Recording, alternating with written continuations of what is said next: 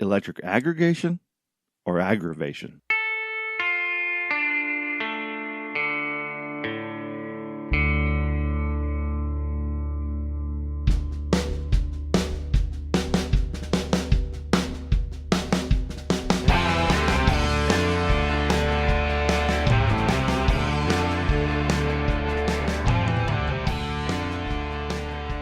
Welcome, Xenia, back to another episode of X-Town, the podcast. Again, my name is Josh, and I am the host of the podcast, of course, but I'm also the founder of Xenia Word on the Street at xeniaword.com. We get local news, events, and views. So I'm here to talk about electric aggregation, which is not a new conversation. I'm pretty sure I wrote about it, maybe even recorded a podcast about it, probably 2-3 years ago. That's because electric aggregation is actually not a new topic on the interwebs and the barber shops and the hair salons or water cooler conversation, wherever you have it. It's actually been a topic in the past. So here's the deal. The rumor is City Council has done it once again, being the bad guys, and they went above and beyond their authority and contracted for us to all buy electric from one company so they can probably get a kickback. The fact is, that didn't happen. The fact is, in 2013, in November, the City of Xenia voters, residents, taxpayers, voters, approved a ballot measure that gave the city the authority to negotiate electrical rates on behalf of all residents and businesses in what was chosen then to be an opt-out program, meaning that everybody, once this was approved, everybody would be included, every resident and business would be included in the electric aggregation program, but every resident and business has the ability to opt out.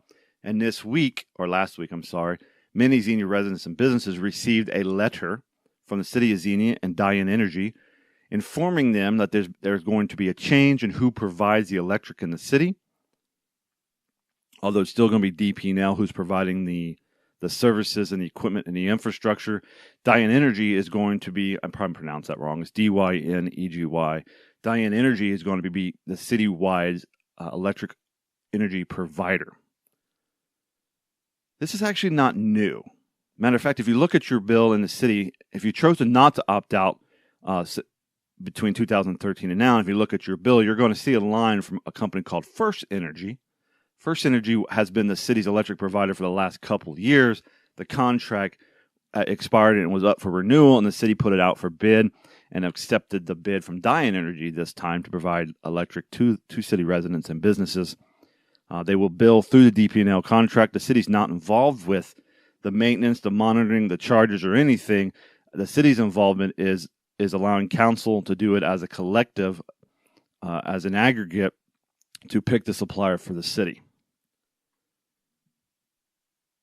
So again, the rumor is City Council overstepped their authority. The fact is the voters gave them the authority to do this by a ballot measure in 2013. The rumor is that this is something new.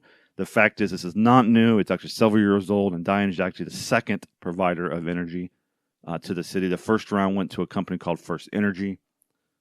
So the fact of the matter is that this is very similar to how the city's been doing garbage collection for several years.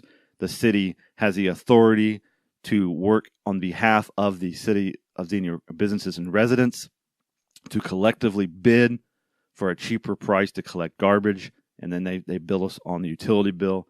In this case, it works very similar. The City of Xenia was given the authority by the voters in 2013 to collectively bid or receive bids on providing electric to the city. They pick a supplier, and then it's billed on your DP&L bill. DP&L still who you call. If you have electric or power outages, there's still the truck's going to show up after storms and lines are down. Diane Energy is just the electric provider. And for most people, what I'm being told, reading on the interwebs, most people who looked into this have found that Diane Energy's cent per kilowatt hour is cheaper than the First Energy supplier and even DP&L had been using for some time. And I just checked my bill, and that actually was the case. I've been receiving energy through the First Energy contract for 5.4, 5.6, somewhere in there, cents per kilowatt hour. And the new contract with Diane, and my new bill is going to be at 5.04 cents per hour. Not a massive savings by any means, but still cheaper.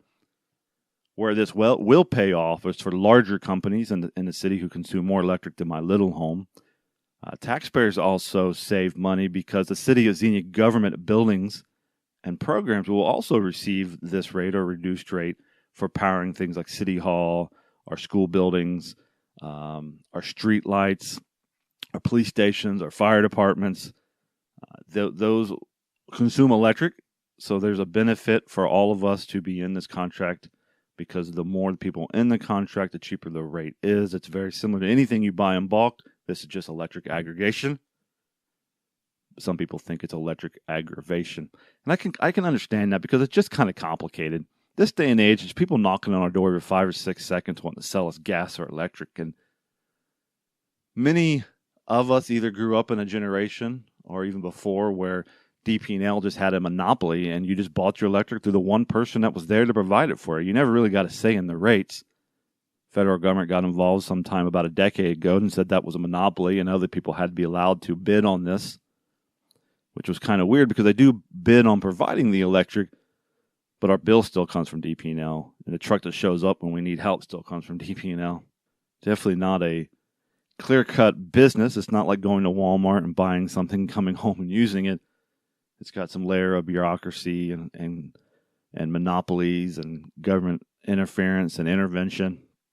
The point of this podcast was just to talk about what it is and what it's not. What it is an electric aggregation program. It's something that many communities do for electric and gas and garbage. It's not city council forcing you to do anything. You do have the ability to opt out. And I know you have to pay attention to that and you have to opt out. But most people really don't care. I really do believe that most people do not care who their electric is coming from. They won't even notice that it's switched. Electric aggregation. It's not government interference. It's the city acting on the authority given to them by the voters of Xenia in 2013. The contract was picked out of a few bids, and the people picking the contract were Xenia approved, voted in, elected officials. So often when people go on Facebook and to complain about something city council did or did not do, they forget who gave them the authority to do it, who put them in those seats and why they're there. We are far from living in a dictatorship. I understand that the bureaucracy of city government is mind-numbing at some times, or telling us where we can put our shed, and even at points someone trying to tell us what color to paint our house.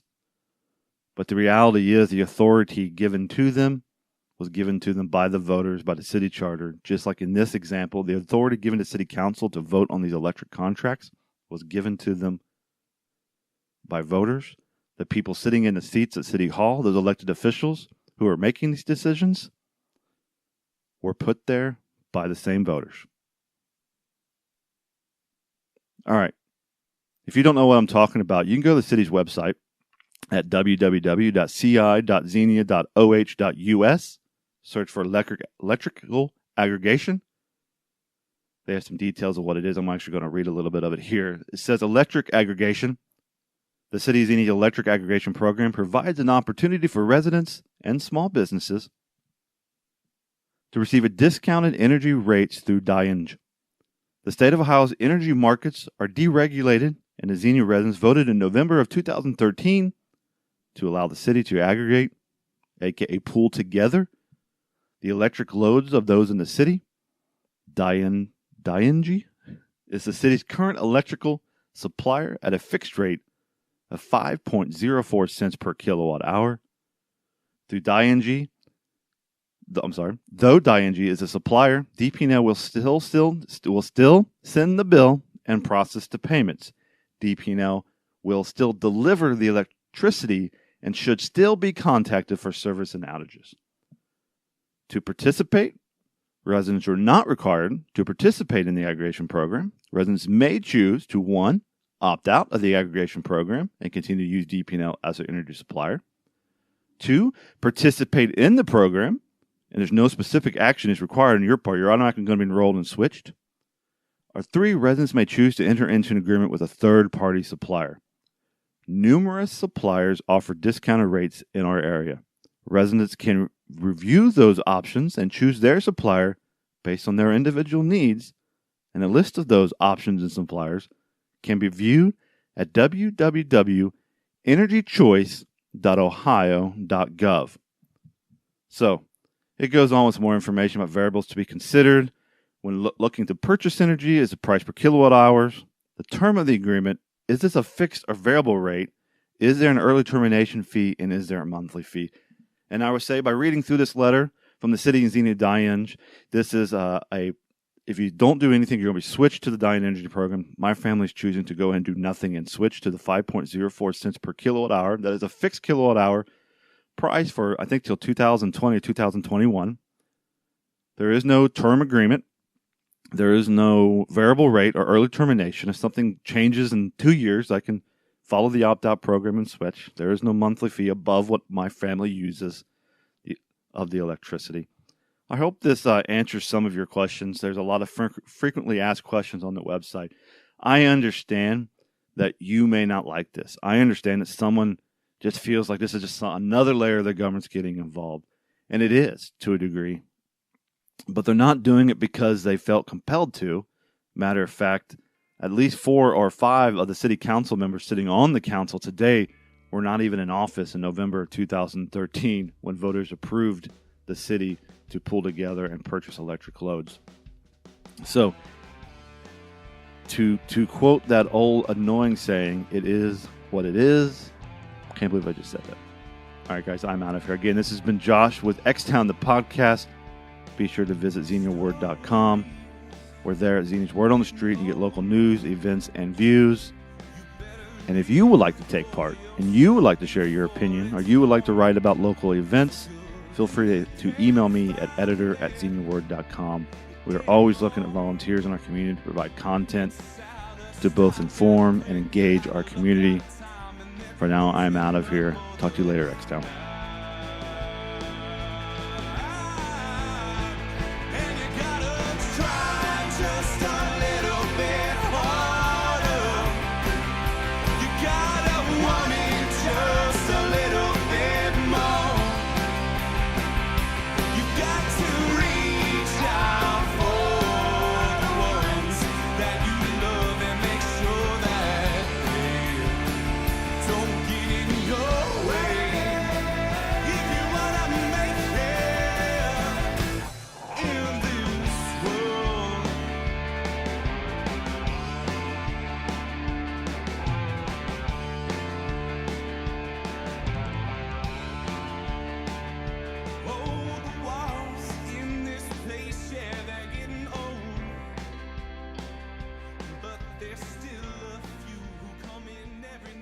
Hey, what is this? Xenia's Word on the Street.